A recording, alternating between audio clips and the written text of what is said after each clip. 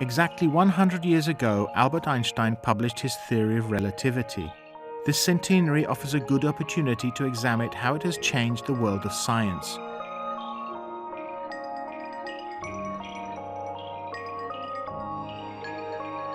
The topic was discussed at the Department of Physics at the University of Warsaw at a conference entitled 100 Years of General Relativity.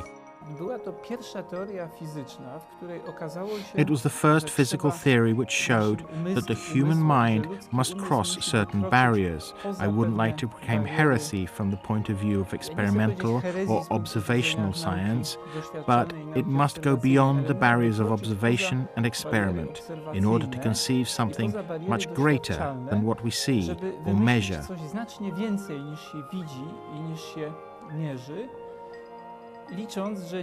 Hoping that, in this way, we can encompass in a consistent manner the facts that are provided by experience or will be provided in the nearest future.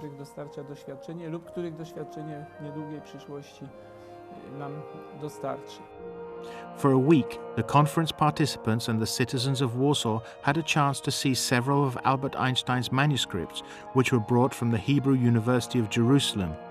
There is a real Polish rarity among them. Half of this exhibition is devoted to the letters exchanged between Einstein and the Polish physicist with whom he either collaborated, such as Leopold Infeld, or corresponded with for many years about various issues connected with the theory of relativity.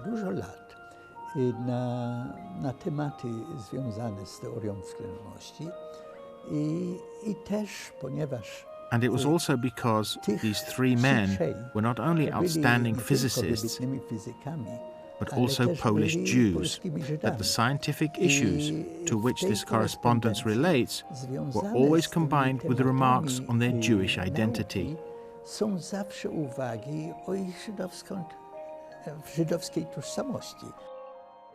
Albert Einstein's scientific legacy was studied by Warsaw's physicists likewise after the Second World War, thanks to this eccentric scientist's Polish students.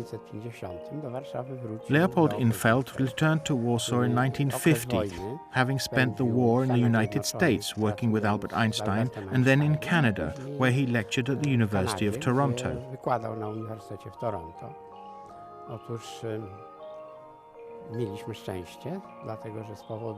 We were lucky since, due to some political turmoil in the United States and Canada, the period of McCarthyism, people of more liberal views were prompted to look for new places somewhere else.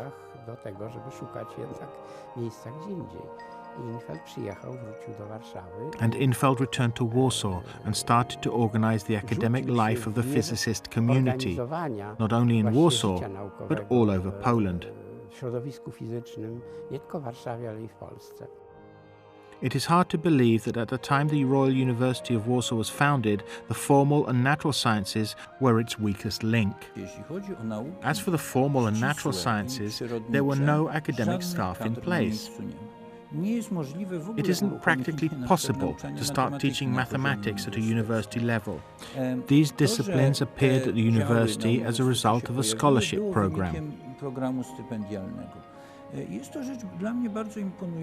It is really impressive that at the time of the Duchy of Warsaw, with a public purse that was constantly empty and civil servants who were not paid for months, the state was still able to send a group of scholars to Western Europe, mostly to France, but also to Germany, to spend a year or two preparing to be professors.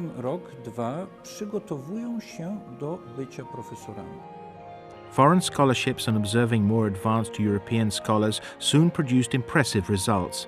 A much broader perspective was offered to students by the director of the Laboratory of Physics, Professor Józef Karol Skrocki, previously a teacher at the Warsaw Lyceum. He designed a very interesting modern physics syllabus, which covered the most modern and the latest developments in physics occurring 5 or 10 years previously, which was really unusual for a secondary school such as the Warsaw Lyceum.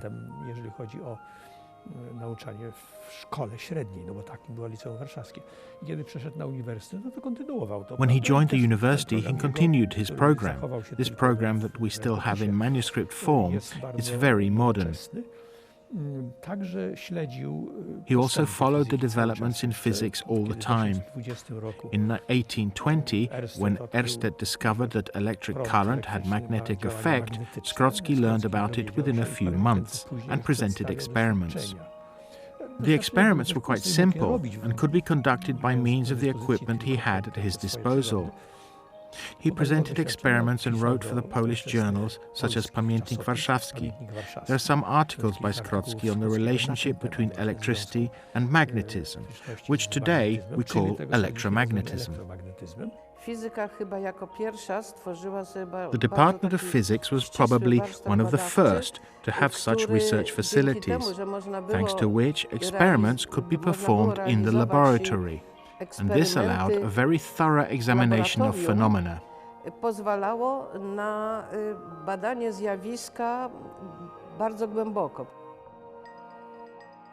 Józef Karol Skrotsky was the dean of the Faculty of Philosophy because that is where physics was taught. As it was shown at the conference, such an affiliation is quite natural. I would say, perhaps a bit perversely, that there is no more philosophical science than physics. It is physics that tells us how the universe is built, what are its most important elements, how it all works. Is it all a big machine or is it a great thought? These are the problems with which physics is confronted. Whether the world is a great machine or a great thought. It is philosophy, and it is a very deep philosophy. I would say, to put it in a nutshell, that you cannot do physics without thinking about physics. And if you start thinking about physics, then you're not doing physics, but philosophy. In particular, the theory of relativity has far-reaching implications, and also philosophical premises. The theory of relativity speaks about the problems which traditionally belong to the domain of philosophy, such as the question of time, space, causality. Since the times before Plato, these were questions that philosophy grappled with, but then they appeared in physics. I can observe something that I call the migration of concepts. Traditionally, philosophical concepts such as time, space, causality, the concept of person, and many others were analyzed in philosophy and then gradually moved to physics and were involved in physical theories. It was quite evident in Newtonian theory.